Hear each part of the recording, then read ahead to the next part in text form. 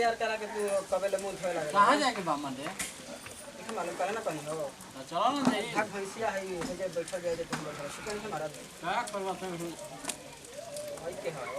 अरे उहे नहीं मर के खा गई रात में और के खाएगा तो नया जिंदगी की शुरुआत करो अरे देखत नहीं खा जानी बे के हम कहां ले जाइयो सब आप खा गई तो मुंह से खलो पापा चलो भागा जिले कि हम कहां से आगे नहीं हो मैं रास्ता में तुम्हें बैठावा पे मुंह धोए लगे ये हम ना जाने क्या जाइए बहुत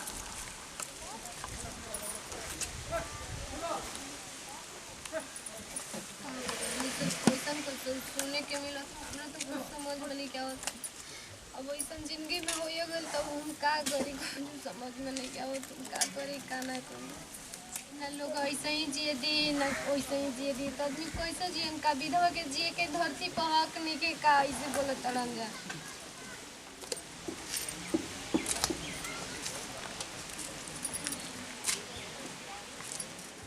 का जाने कहाँ गोल दिया कबे के निकल गेनु एक तो राड़ हो गइल ओकरा अपना मने नइखे बुझात नु कोनो घर के काम नइखे करता पर मरद के खाड़े चबा गइल आगुलू भतर चबाइन आगुलू दिन भर खाली घूमत रहती कहवा गोरले है मुंह देखा गोरले का लज देख ल गांव में हमार है रुपावा है रुप लेके आइल बनी हैं अपन मरद के तो चबाइए गोली मनहुस नियन चेहरा लेके घूमत रहत दिन भर दिन रात घर के कोनो काम नहीं करत हे भगवान ये काज नहीं कैसन लक्षण बियन वैसन नु अपन मरद के चबा गई भगवान के ऊपर लगत की तरह से करनिया कोनो के घर में आवत चबाई कति की मरद के तो चबाइए गोला हमरो के चबाई देवर बबो कितना बढ़ी में रहनी सीधावा आ काज ने का ऐसन कलस नु तो हमर देवर के ले बीतल का कइलिस रे में हमार कौन कसूर बा दीदी के ऐसे हमके बोलत रहतनी ओहो एमे हमार कौन कसूर बा दीदी अरे जाए दादा तारा जैसा देवरानी आई हसन हर घर में नु तो कुल देवर के चबाजी हसन कुल देवर के का जाने कैसन पैर के बारिश तू सुंदर कति की मरद के खाड़े चबागुल अभी तक ले बातें करती अरे रानी काहे ने कि बहरिया मुंह करी खपोत के हाथ को तो मर काहे ने कि जा चुलू भर पानी लेके बैठल का बारिश रे का बैठल बारिश रे हैं बैठल बिया अरे तोरा तने पर लाज लागित नु तो तू ए जैसे निकल जैतिस घर वाले बहरिया हेतना आदमी बोलत तबे इलाज है घोर के पीगुल पिया कदे ने कोई से सुनत जा एकरा नीक लागत आटे आ हां त अपन मरद के इहे चबले बे त ई ना सुनी त के सुनी एकरा ना नीक लगी त हमरा नीक लगी सुनु और सुन ले जो बहरिया सुन ले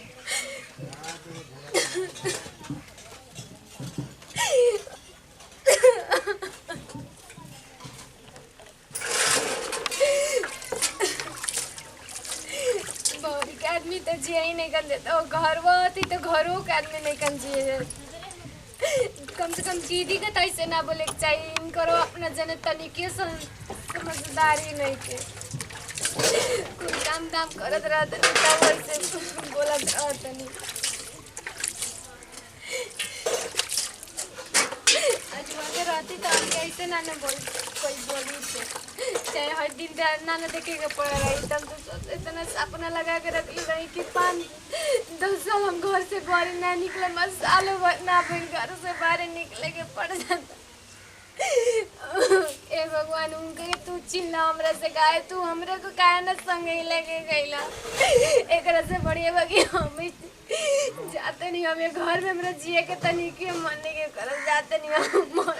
कोई फसल उसे लगा के मर जिन चाहे जहर माउर खा के मर जिए घर में हमरा तनिके जिए के मन नहीं कर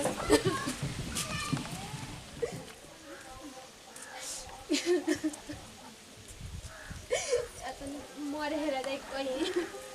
कहवा जातड़िस रे जो पूजा करी ना तो हम पूजा को के हटी ना तो भी आगे हमरा आ जाले सुनावत के करे बड़ी समर बिला जतनी तो जो ना मर जो तोरे कोई गरी नुकनी निकल जो तोरे घर में जगह नहीं के रहे के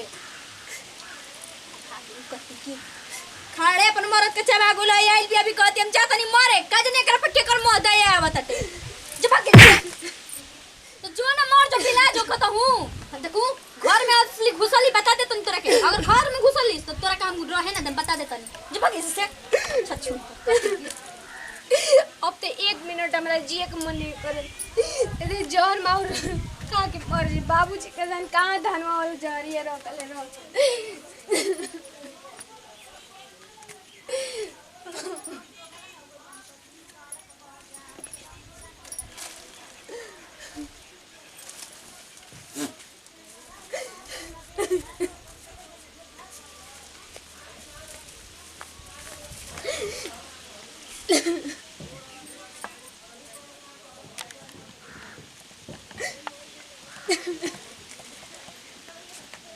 ये करे पुतैया बाबूजी छोड़ दे हमके रे करे हमके का बना रे कुछ बात है हमके दी जा रहा हमके पी के मर जाए थे हमके जिए का कोई हक नहीं गई घर में जोरे पिए खतवाल बड़ू जोर होके करे तो हो गई 15 दिन के तार लिखल रह तब का बाबूजी हमके दे दी झोरिया रोज रोज तनकी बातिया से बढ़िया बा कि हम झोरिया लेके बोल मैं कोफो कर बड़ू माथा में कोफर करे कर रे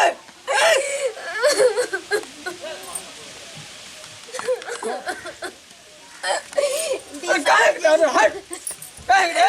हमके कोई जिए के हक नहीं गया घर में बाबू का बन रे हम गोबर गनी लावे खाती तो ऐसे ही सब कोई बोलत रहता है उल्टा सीधा हम सब कोई के बात ना सुनो हमसे नहीं के साथ नहीं किया का करबू घर में तो दीदी एक क्षण जिए नहीं की देता हम ओकरा इतना मजा लगू ना कैसे से तोरे बोलती है का बताए दीदी के ऊपर ऐसे बीते रही तो बाबूजी का उनके हम ऐसे ही बोलती ओकरा तो उनको समझदारी बा हो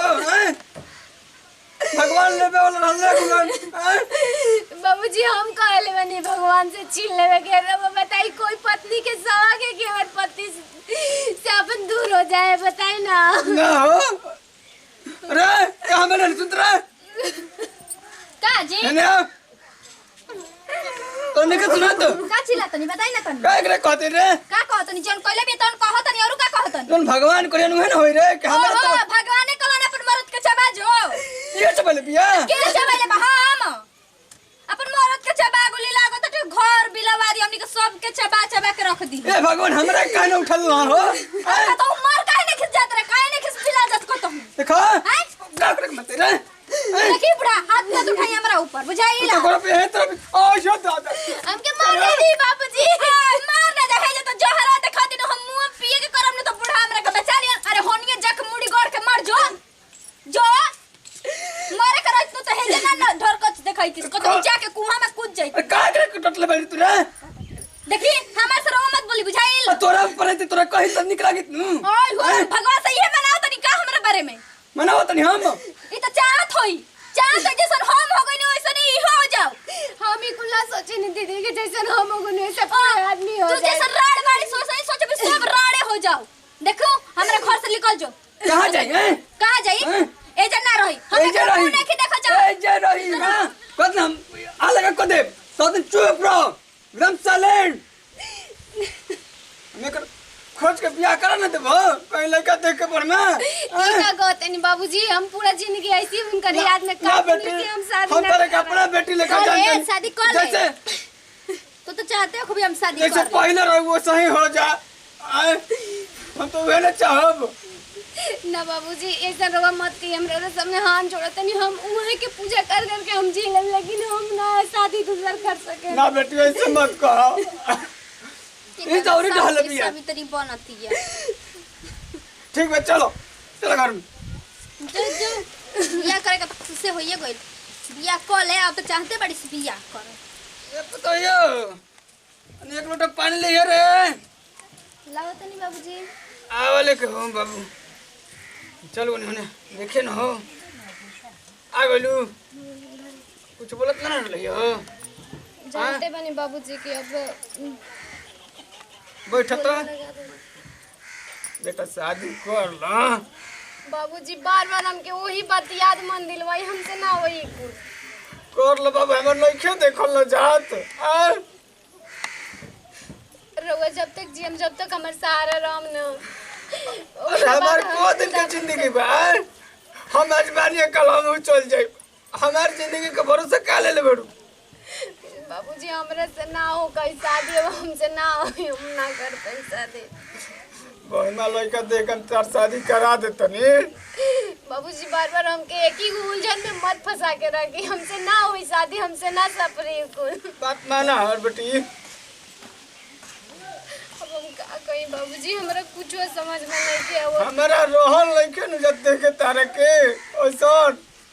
का करी बाबूजी, विधाता के वही लिखल रहे, वही होके वाला रहे, जौन होके वाला रहे तौन हो गइल बाबूजी। अब दोबारा मत ही कुल कहीं शादी कर ले तो हम नु सुख से रहती नु। तू हो के तू ने का नंबर देखल जात हो कजन बाबूजी। ये करो से ज्यादा दुख मिले लगी हो जगह, तो हम का कर रहे आगे चल के कोई नहीं के जानत, हम का जानत रहेंगे हाल हमारे वही बताई बाबूजी। देखिए हम ही घर छोड़ के हम कहीं ना जाए, हम दुख चाहे सुख हम यही घर में रह, यही घर में रह। हमारे यही घर में याद बटे बाबूजी। बाबूजी काहे रोवत हलु हो बाबूजी? जानत नहीं खा तब पूछे ला काहे रोत भौजी। हम तो जा तनी ठीक हम पढ़े, अब तू ठीक बजा ठीक। ए बेटी कह तू यही घर में रह के का करी बाबूजी, हम यही घर में रह, हम यही घर छोड़ के हम कहीं ना जाए। बेटी एगो हम बात कहन तो बुरा ना न मनबू। कहीं बाबूजी सब तोहरे कुछ भला हमसे खातिर बोलते ही कहती बात- हो। बात बुरा ना मानम बोले। तोहरे भला खातिर कहते तोरे सुख खातिर कहते जब कहते बड़े हमें यही घर में रहबे करब।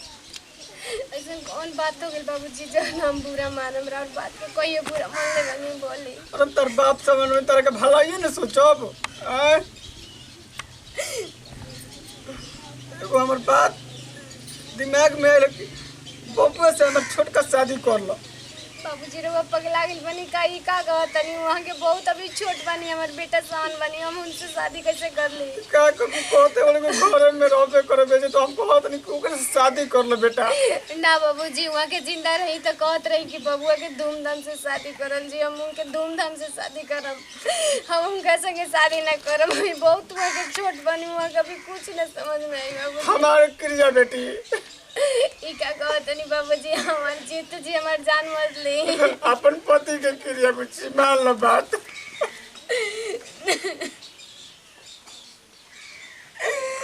मत रो और बात मान लो चलो यही घर में रहो सुख से रहो ई कुल सुख आए चैन से रहो। बाबूजी क्रिया हमके डरा दिया नहीं बताई, बहुत से हम संकोच में पड़ गई। चलो कोई कुछ मत पड़ो ठीक है। तू सुख से रहो तो हम सुख से बानी चलो।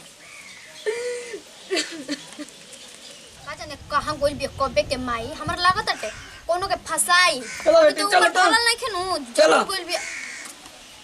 का तक रे फसा के कोना के फसैलू रे ये कला कि 1 मिनट मत बोल।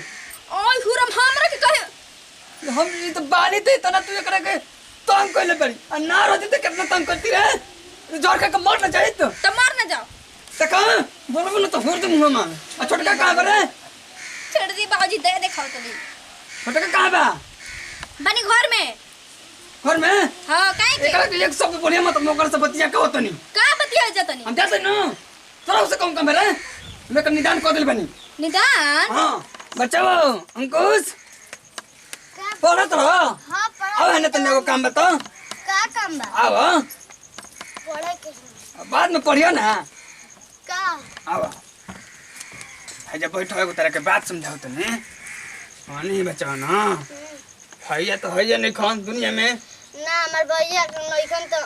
तो पानी के भौजी से शादी कर लो। का कहत ल बाबूजी हमर भौजी के काहे काजी करी? भौजी हमर माई त माननी, हम भौजी के ना काजी करम। हम उनके भाई भौजी कहम उ हमर माई त माननी ना। काहे से बोलत रे मत ना भौजी ने शादी कर देत लोग ने कितना बड़ा क्यों बोलती है। अब क्या दे नहीं बोलत तो तेरा मल खतनी ना भौजी के ए बेटा हमार क्रिया रे शादी कर लो भौजी ले कैसे करी बाबूजी? उ हमर माई त मान बाली हम तार बेटा घर के इज्जत घर ही में रह गए हमर बाप। तीस बाबा तू कौन से तीस बाबा तू कैसे कहबो ऐसे ना करम हम शादी करम। चलो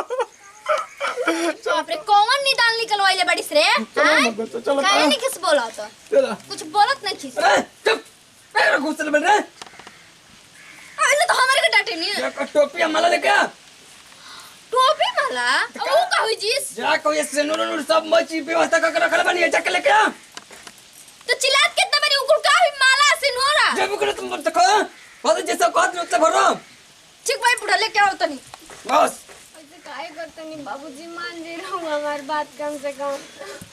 का कर बेटू नहीं खेले देखल जात हो। अरे का करते रे?